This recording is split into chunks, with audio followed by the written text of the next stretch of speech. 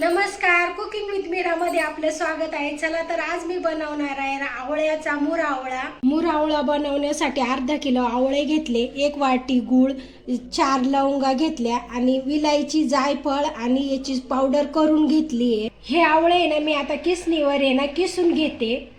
हे बघा आवळे ना असे ना किसणीने ना किसून घ्यायचे.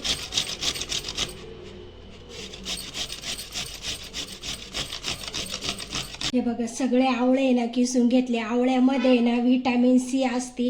हे आपल्याला आहे ना केसासाठी आणि त्वचेसाठी आवळा आहे ना खूप गुणकारी आहे.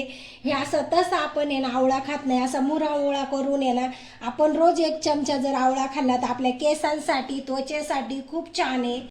चला आता आपण आहे ना कढई गरम व्हायला ठेवू.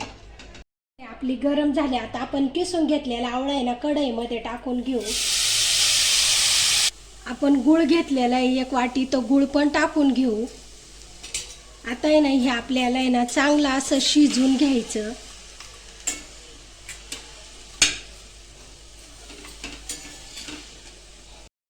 हे बघा आवळ्याच्या पाण्याने आहे ना आपला गूळ आहे ना हा चांगला वितळायला लागला आहे. त्याला गूळ आहे ना हा चांगला वितळून घ्यायचा. हे बघा आपलं आहे ना गुळाचं आहे ना आवळ्याला चांगलं पाणी सुटलं. आता आपल्याला आहे ना ह्याच पाण्यामध्ये आहे ना चांगलं आहे ना आवळा शिजवून घ्यायचा. लवंगा घेतल्या त्या पण आहे ना आता याच्यामध्ये टाकून घेऊ आणि विलायची, जायफळची पावडर ती पण टाकून घेऊ. आता आहे ना हे चांगलं मिक्स करायचं. झाकण ठेवून आहे ना आपल्याला आता आहे ना 5 ते 7 मिनिटं आहे ना हा आवळा चांगला शिजवून घ्यायचा. 4 मिनिटं झाले. आपण आहे ना झाकण काढून बघू. अजून आपलं आहे ना आवळ्यामध्ये आहे ना थोडंसं गुळाचं पाणी शिल्लक आहे, पण हे ना आपण आहे ना कमी गॅसवर शिजवतोय त्याच्यामुळे त्याला थोडासा वेळ लागतो.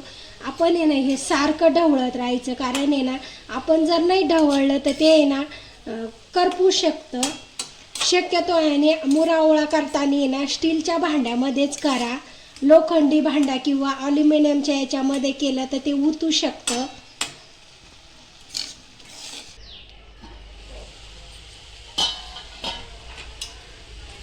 हे बघा टोटल आहे ना आपल्याला आहे ना हा आवळा आहे ना शिजण्यासाठी ना 10 मिनिटं लागले.